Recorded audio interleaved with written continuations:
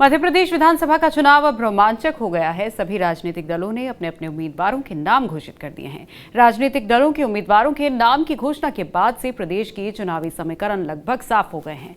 प्रदेश में मुख्य मुकाबला बीजेपी और कांग्रेस में ही होने जा रहा है। वहीं दोनों राजनीतिक दलों के कुछ सीनियर नेताओं को पार्टी ने टिकट नहीं दिया, जिससे नाराज होकर कुछ ने पार्टी बदली है, तो वहीं कुछ ने खामोशी इख्तियार करते हुए चुनावों में पार्टी को सबक सिखाने की ठान रखी है। वहीं इस बार की चुनावी चक्रव्यूह में दोनों ही पार्टियों के कई बड़े खिलाड़ी फंसे हुए नजर आ रहे हैं।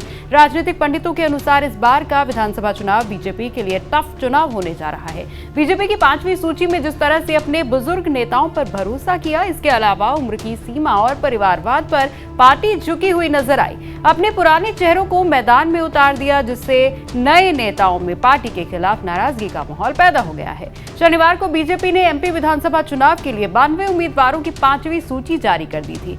इस सूची में ना उम्र का बंधन था और ना ही परिवारवाद का। ये वही पार्टी है जिसने एक समय में उम्र की वजह से अपने दिग्गज नेता बाबूलाल गौर और सरताज सिंह को हटा दिया था। यहाँ तक कि उम्र की वजह से पूर्व लोकसभा अध्यक्ष सुमित्रा महाजन का भी टिकट काट दिया था। बीते 2 दशक में सबसे कठिन विधानसभा चुनाव का सामना करने के लिए बीजेपी ने अपनी रणनीति में बदलाव किया है और इस बार बीजेपी ने पुराने मंत्रियों और उनके बच्चों को चुनावी मैदान में उतारा है। पुराने और भरोसेमंद चेहरों को पार्टी ने फ्रंटलाइन की लड़ाई लड़ने के लिए वापस बुला लिया। पूर्व वित्त मंत्री और 76 वर्षीय जयंत मलैया को दमोह से मैदान में उतारा गया है। वो यहां से 6 बार विधायक रह चुके हैं, लेकिन 2018 की विधानसभा चुनाव में कांग्रेस के राहुल सिंह लोधी से हार गए थे।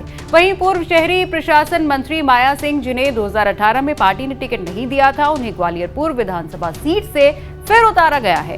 बीजेपी ने होशंगाबाद से पूर्व विधानसभा अध्यक्ष सीता शरण शर्मा को भी मैदान में उतारा है। होशंगाबाद सीट काफी दिलचस्प है। सीता शरण शर्मा का मुकाबला उनके भाई गिरिजा शंकर शर्मा से है। उन्हें कांग्रेस ने मैदान में उतारा है। गिरिजा शंकर ने 2008 में बीजेपी के टिकट पर इस सीट से जीत हासिल की थी। वहीं पार्टी ने सतना से 81 वर्षीय पूर्व मंत्री नागेंद्र सिंह को भी मैदान में उतारा है। हालांकि उन्होंने 2003 और 2008 में यहां से जीत हासिल की थी, लेकिन 2018 में कांग्रेस के यादवेंद्र सिंह ने उन्हें मामूली अंतर से हरा दिया था। मुख्यमंत्री शिवराज सिंह चौहान ने कहा कि आप सभी को पूरी ऊर्जा और आत्मविश्वास के साथ मैदान में उतरना चाहिए, जीतना चाहिए और मध्य प्रदेश के विकास को नई गति देनी चाहिए।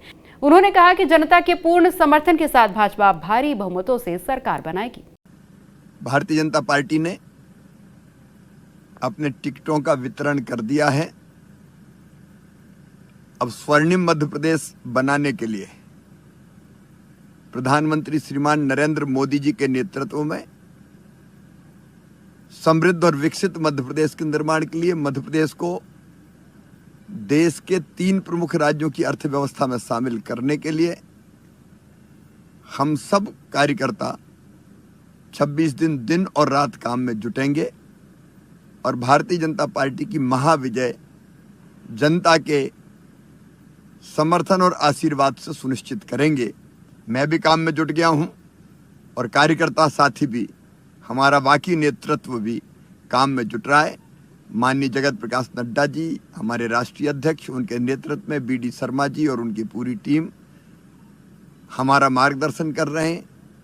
आदरणीय अमित शाह जी, गृह मंत्री जी, उनके मार्गदर्शन में हम भारी विजय इस चुनाव में प्राप्त करेंगे।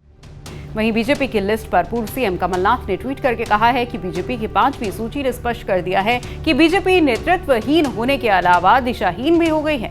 पार्टी ने उम्मीदवार नहीं उतारे हैं, बल्कि हार का ठीकरा फोड़ने के लिए कुछ पुराने और नए नाम सामने कर दिए हैं। अब न भाजपा के पास मुख्यमंत्री का चेहरा है और न ही विधायकों का चेहरा। जनता के सामने 18 साल का कुशासन है और जनता उसे खारिज करने के लिए कमर कस चुकी है। इसके साथ ही मध्य प्रदेश में बहुत हद तक कांग्रेस और भाजपा दोनों के अधिकांश प्रत्याशी सामने आ चुके हैं।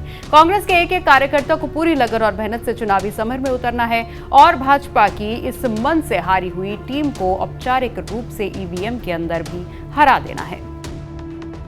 गौरतलब है कि बीजेपी ने 4 चरणों में 228 उम्मीदवारों की घोषणा की है। 2 सीटें विदिशा और गुना अभी फंसी हुई हैं। वहीं 5वीं सूची में 29 मौजूदा विधायकों के टिकट कट गए हैं। इसके साथ ही 2 मंत्री गौरीशंकर बिसेन और ओपीएस भदौरिया का भी टिकट कटा है। खेल मंत्री यशोधरा राजे सिंधिया ने पहले ही चुनाव लड़ने से इनकार कर दिया था और पहली 4 सूचियों में बीजेपी ने नेताओं के बच्चों को मौका नहीं दिया।